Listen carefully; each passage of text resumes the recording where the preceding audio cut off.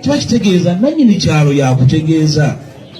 Kakati nze sina lutalo lwe nnwana na muto wange Kyagulanyi, tulwanira ki ekitaliiwo? Nze nabo balaga ali mumanyi nedda nambalekera wano nedda oyinza okwagala siina lutalo lwe nnwana naye.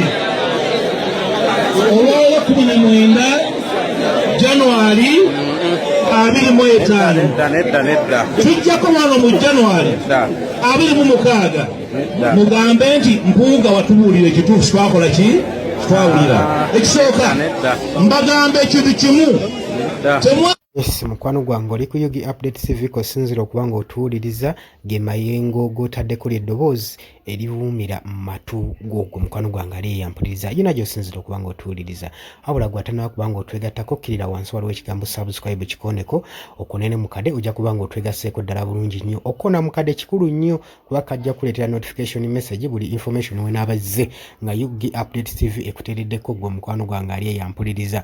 Mbagala nnyo abali emitala w'amayanja abali erudda wabali mu diaspora munna mbanirizaako nnyo.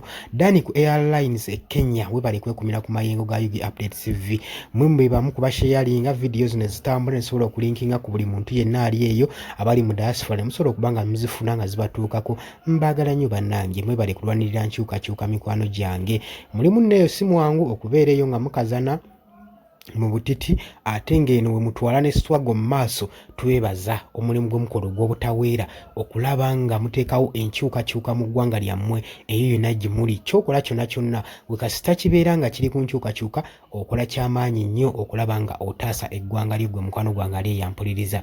Kakati lwaki nkuwadde ka vidiyo kano nkulaze engeri Mpuuga abadde agezaako kwogera n'abantu ab'omu kyalo eri mu constituency gy'atwala naye olabye ekiri mu bantu ekyo kibayita okwesiba ku bantu. Kati abantu baazibuka, abantu kati balaba bategera ebikyamu n'ebituufu tebakyalimbiwalimbirwa nga luli abaana abato we baabalimbanga olw'okubanga abakulembeze bano bajja ne batusaba obululu nga balina bye beenoonyeza bamala okwekkusa embuto zaabwe batandika kukola agadi byengadi ate olwedde baba bamanyikiddwa olwedde eri balina ebifo bye baba batagetinze kati ne baleetera okubanga ffe batusibye akatambaala mu maaso.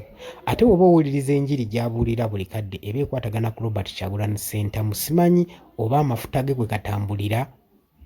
Nze ngamba kyandisaanyidde okubanga nga ye walowooza nti nno mukulembeze era ebyobufuzi abimazemu ebbanga era ne expertise ezayina z'amaanyi ne experience mu byobufuzi yandibadde atwala kaliya ye mu maaso n'atatwala kaliya ye ng'agigobereza ku Robert Kyagulanyi Ssentamu kubanga byemu ku bigenda omusuulira ddala obutaddamu kuwulikikako mu political landscape eya Uganda. Buki kyolowooza mukwano gwange?